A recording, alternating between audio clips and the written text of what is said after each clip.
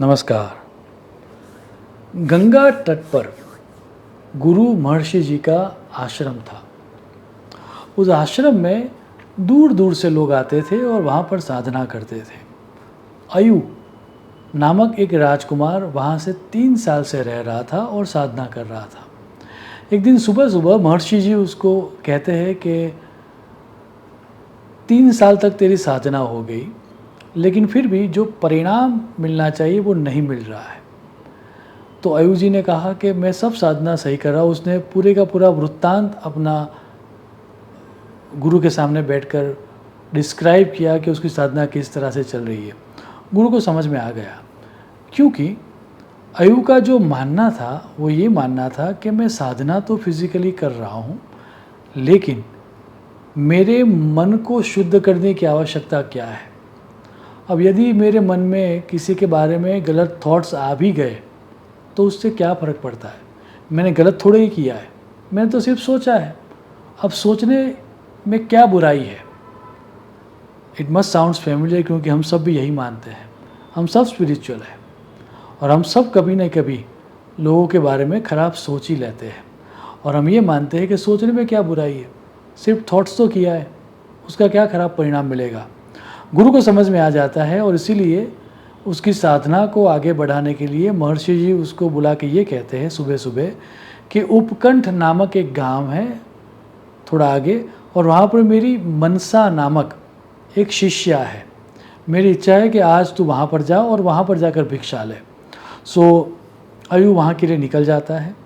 रास्ते में जिन जिन स्वादिष्ट भोजनों के बारे में उसने विचार किया था, थॉट्स किए थे, जब वो खाने के लिए बैठता है तब उसके सामने वैसे ही स्वादिष्ट भोजन थे।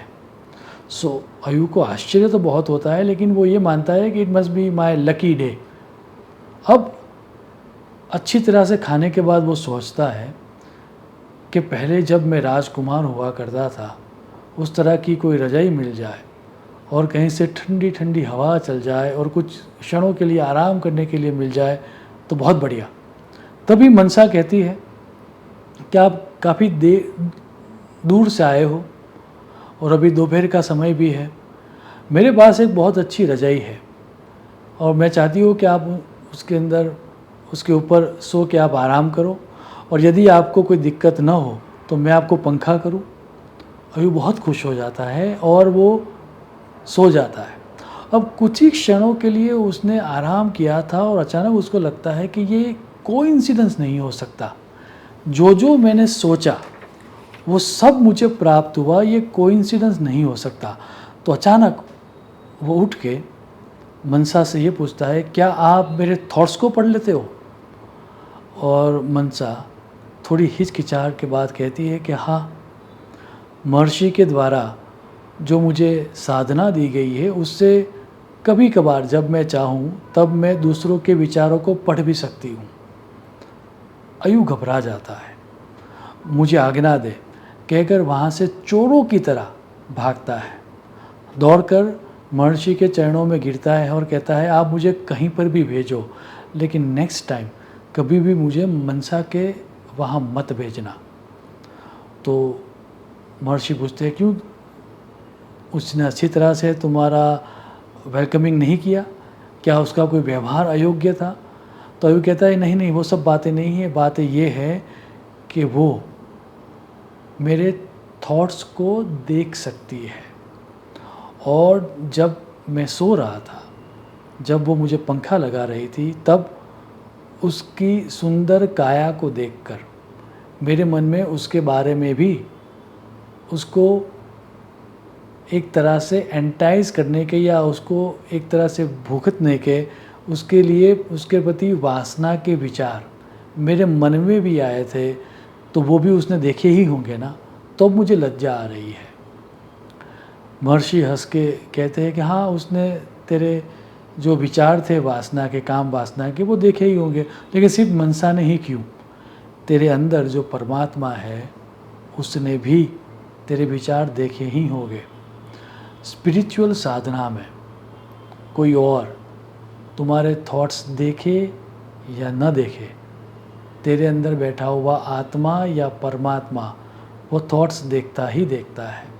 और इसीलिए जिनको रियल सेंस में स्पिरिचुअल यात्रा करनी है उनको सर्वप्रथम अपने बिहेवियर पैटर्न के प्रति ध्यान रखना होगा। थॉट्स तो बहुत दूर की बात है, सर्वप्रथम हमें क्या करना चाहिए वह दर्शाते हुए श्रीमद् भगवद गीता में स्टेजेस दिए गए हैं। अल्टीमेटली हम सबको परम शांति या परमात्मा चाहिए, लेकिन वो कैसे मिलेगी वह दर्शाते हुए भगवद गीता में ये कहा गया है, श्री कृष्ण भगवान ने ये कहा है कि first and foremost control of senses चाहिए, इंद्रिय संयम चाहिए, फिर भावनाओं का संयम चाहिए और फिर विचारों के प्रति अवेयरनेस चाहिए। इसमें से सिर्फ विचारों के प्रति अवेयरनेस भी जो आ जाएगी तो भी हम गलत तरह के कामों करने से बच जाएंगे। और यदि विचारों के प्रति अवेयरनेस आ जाएगी तो मन शांत हो जाएगा, और जैसे ही मन शांत हो जाएगा हमें उस परम तत्व की प्राप्ति हो जाएगी। क्योंकि जिसका मन शांत नहीं होता उसको सुख मिल ही नहीं सकता, किसी भी तरह का सुख नहीं मिल सकता, भौतिक सुख भी नहीं मिल सकता और स्पिरिचुअल सुख भी नहीं मिल सकता। इसी बारे में बात करते हुए श्री कृष्ण के ये वचन देखें, नास्ति बुद्धिरयुक्तस्य न च अयुक्तस्य भावना न च अभावयतः शांति ही अशांतस्य कुतः सुखम। जो अशांत है उसको सुख कैसे मिलेगा। अयु को ये समझ में आ जाती है बातें, कथा कहती है, और वो ज्ञान प्राप्त करके वापस मनसा के वहाँ जाता है और अपने विचारों को देख पाता है। हम भी आने वाले समय में हमारे विचारों के प्रति जागरूकता दिखाए ताकि रियल सेंस में हमारी स्पिरिचुअल यात्रा स्टार्ट हो पाए। ऐसी ईश्वर को प्रार्थना करते हुए मेरी वाणी को मैं विराम दूंगा। शुभम भवतु। प्रणाम।